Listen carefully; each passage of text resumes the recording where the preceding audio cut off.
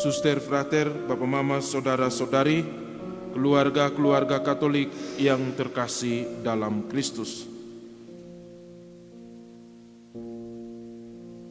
Berbicara tentang kerajaan Allah bukanlah hal yang mudah. Kerajaan rohani semacam ini sangat berbeda dengan kerajaan duniawi yang kita ketahui pada umumnya. Otak kita yang kecil ini tidak mampu memahaminya.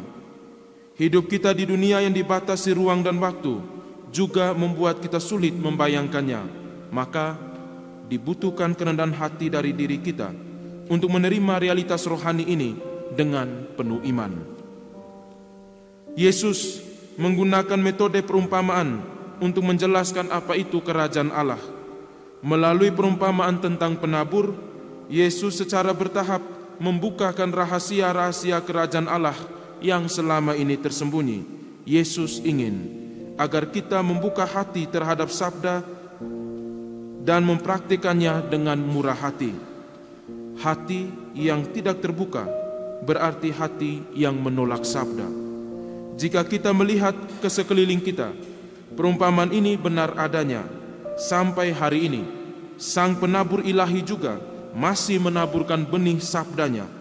Pekerjaan keselamatan masih berlangsung. Sabda Yesus Kristus terus berbuah dan menggerakkan jiwa kita untuk setia mengabdi. Amatilah bahwa kehidupan dan perilaku kita yang melayani Allah telah mengubah sejarah.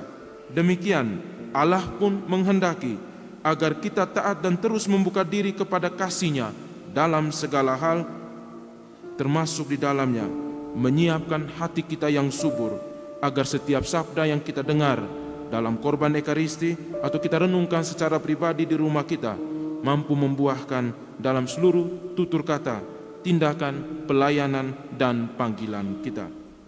Bapak, mama, saudara-saudari yang terkasih dalam Kristus, kira-kira buah-buah apa saja yang telah kita hasilkan dari tanah hati kita dalam perjalanan hidup kita selama ini?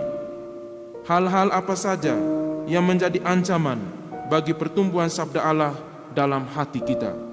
Mudah-mudahan sabda Tuhan yang dijelaskan secara rinci oleh penginjil Markus hari ini sampai Yesus sendiri menjelaskan arti dan maknanya, memberikan kesempatan kepada kita untuk menyiapkan hati pada setiap sabda Allah yang datang dengan hati yang subur, hati yang jujur, hati yang setia, hati yang bertanggung jawab, serta hati yang tidak manipulatif.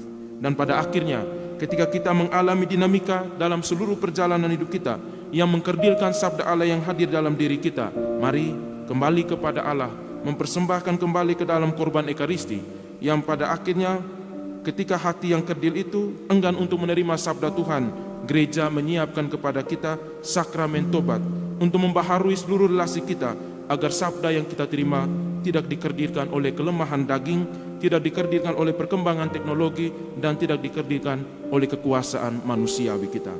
Pulanglah ke rumah. Tuhan mengundang kita untuk menyiapkan hati kita, menjadikan sabda Allah sebagai pedoman bagi perjalanan hidup kita. Mudah-mudahan hati kita tidak menjadi hati yang kering untuk sabda Allah, tetapi hati yang subur, yang mau menerima apa adanya tentang kehadiran sabda Allah yang mengarahkan seluruh perjalanan hidup kita. Tuhan memberkati.